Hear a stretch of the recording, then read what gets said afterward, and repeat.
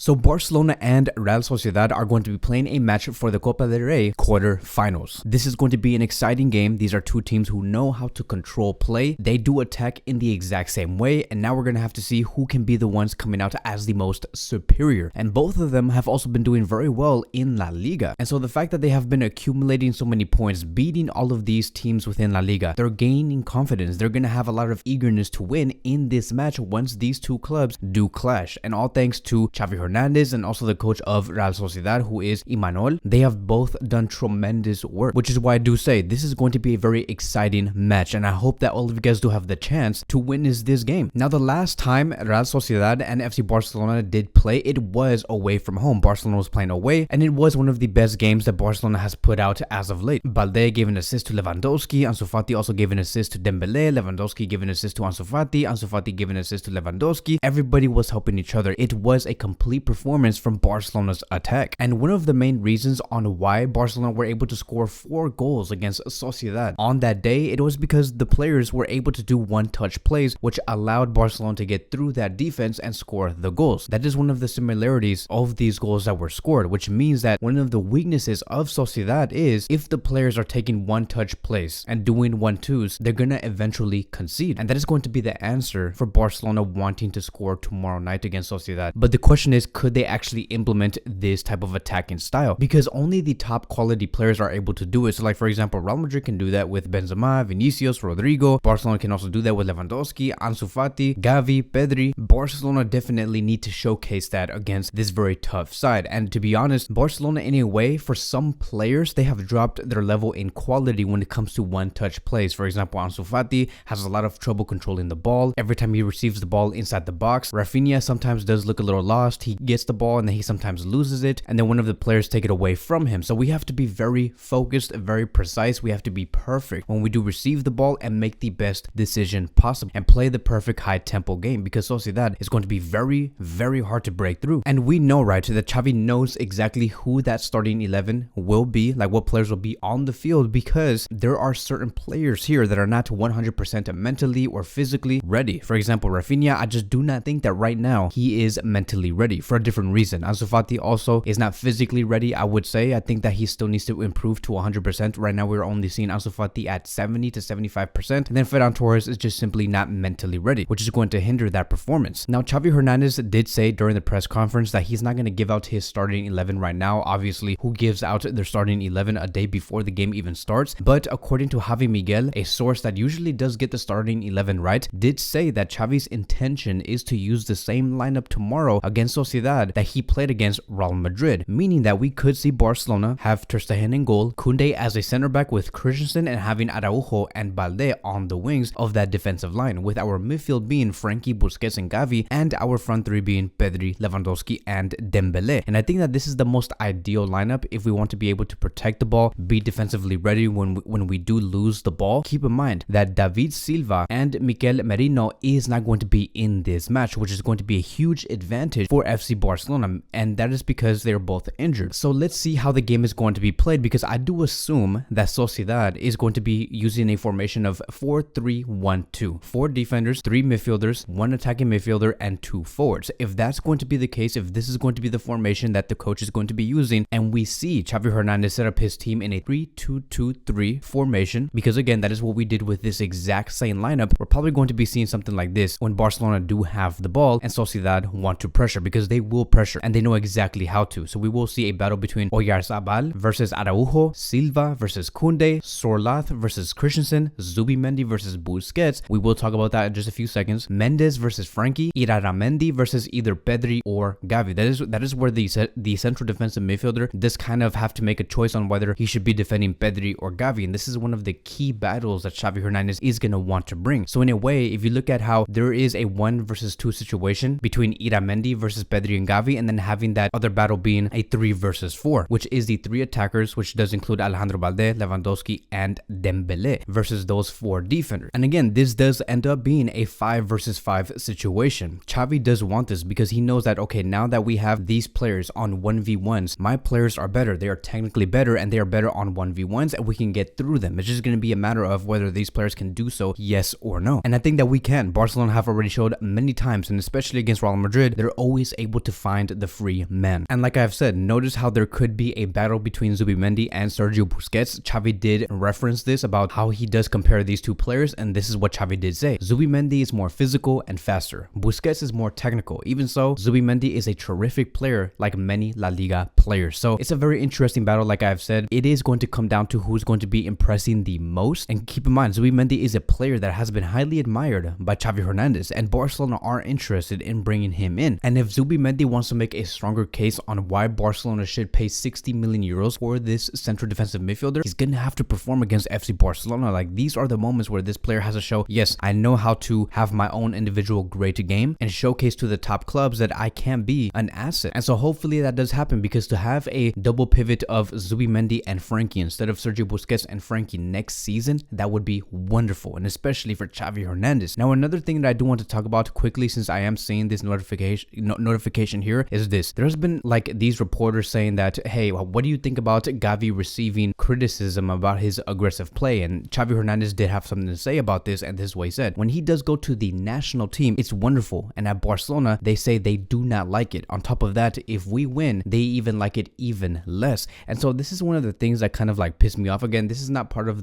this whole video, but because I'm looking at this, I just want to say one thing. Gavi's aggressiveness is so appreciated by Barcelona. And why am I saying this? I'm saying this because there are many times in this season where we have seen Barcelona have very low intensity overall, and then out of nowhere you see Gavi just wanting to pressure, wanting to defend, or wanting to tackle, and we see Barcelona replicate that exact same energy, and in a way Gavi is leading the charge towards Barcelona playing a much more intensity type of game. This is what we need in today's football, is to have players who know how to defend, know how to tackle, being intense, always being 100% focused on the field, because sometimes our players are not really like that. And so Gavi is an example for some of these players. And as a matter of fact, if people want to say that we criticize what Gavi is doing because that is not how Barcelona should be playing, well, if you really think that the aggressiveness is a problem, then why statistically does Gavi have less yellow cards than many of the Barcelona players today? Like, we have Sergio Busquets and Ferran Torres who have more yellow cards, more red cards than Gavi, but yet you want to say that his aggressiveness to Gavi, right, is a problem. Gavi is barely just inside the top 100 in terms of who is the dirtiest players. He is number 99th ranked in La Liga. Players like Ferran Torres and Sergio Busquets are in the top 20 in terms of receiving yellow cards and receiving red cards. So Gavi's aggressiveness is needed, and it is effective to the point where it does not even hurt FC Barcelona, because if Gavi was being dirty and he gets like 2 yellow cards per game and he gets a red card every 10 games, then yes, it could be a problem because we need this player, but Gavi does not get punished for what he does because he knows what he is doing. And in another way, this also makes me think that like these people, these journalists, the people who want to criticize Gavi for his aggressive play, is just trying to downside Gavi, like trying to put Gavi down and say that, look, your style of play is not needed at Barcelona. You're a finished player. Please get out. We want players who are just pure vibes, right? Just vibes and just like to do skills and passes and look all pretty and stuff, when that is not the case. Gavi should never ever listen to this type of criticism and to continue to play his own game, because that is what's going to take him to the top. Just like Xavi did say, there is no ceiling for this player. We do not know how good Gavi can be. And again, why? That is because he is a special player. So props to Gavi. Let's continue to back this player. And Gavi, if you're listening to this, continue to play your own game. Barcelona really does need it. So another point that I do want to like come out within this video is about Gil Manzano, right? This referee. He is going to be the ref for this match. And if you guys do not know who Gil Manzano is, he is basically the reason on why Barcelona did struggle against Osasuna before the World Cup. He is the one that allowed Marcos Alonso to get tackled. He is the one that gave Lewandowski the 3-match ban because he believed that this gesture that Lewandowski has done was against him, and he felt offended, right? He wanted to act like he was emotional and stuff like that, when that should never be the case. Like, why be emotional in a game like this? You know what you're going to get from a game. You know players are going to be mad, and you should not assume that everything is against you, right? Gil Manzano. But because Gil Manzano did believe that Lewandowski was doing something to him, he's like, you're going to receive another red card and blah, blah, blah. And then out of nowhere, he got a 3-match ban. So he is the reason why Barcelona is in the state that they are in today without Lewandowski in La Liga, and also because we struggle so much against Osasuna. And it's crazy to see that these people, the people who organized this Copa del Rey, they have said, okay, we know what happened with Gil Manzano and Lewandowski and how Barcelona view Gil Manzano. Let's just put Gil Manzano to ref this match between Barcelona and Real Sociedad and see how things go. Like, they know that there's tensions, right? There's already tensions before the game. And remember, Lewandowski can't play in this match. This is not a La Liga match. This is a Copa del Rey match, which means that Lewandowski and Gil Manzano are going to be meeting again again. And I know that again there is tensions already between these two people, and that is the last thing that Barcelona do need, because who knows if this referee has an agenda. And Xavi Hernandez did say this about this whole referee thing: the referees are happy when there is no controversy. Let's hope it will be a pleasant game for Gil Manzano. I always tell my players to forget about the referee because it's a situation that we cannot control. The referee doesn't change anything, which is very true. Barcelona need to play their own game. Do not worry about who the ref is going to be. Yes, let us basically complain about who the referee is going to be, but for the players, since they're going to be the ones actually on the pitch, do not even look at who the referee is and just play your own game. If we want to stay away from Sociedad scoring and being in situations where it's like 1-1 or 2-2, and we want to stay away from situations where the referee making bad decisions, we have to put the game away very early. We have to win 3-0 or 4-0 before the second half even starts, because then whatever Sociedad does or the ref does, it does not matter, because we'll be 3 to 4 goals up before the second half. And so let's hope for the best. If Barcelona play against Sociedad like how they did against Getafe, then it's going to be a mess. But if we play the perfect game, if we are intense, if we are focused, if we go and distribute fast passes in the attack, and we don't look lazy and we're clinical, we will be fine. So that is going to be wrapping up today's video. Thank you guys so much for watching, and I will see you guys in the next one.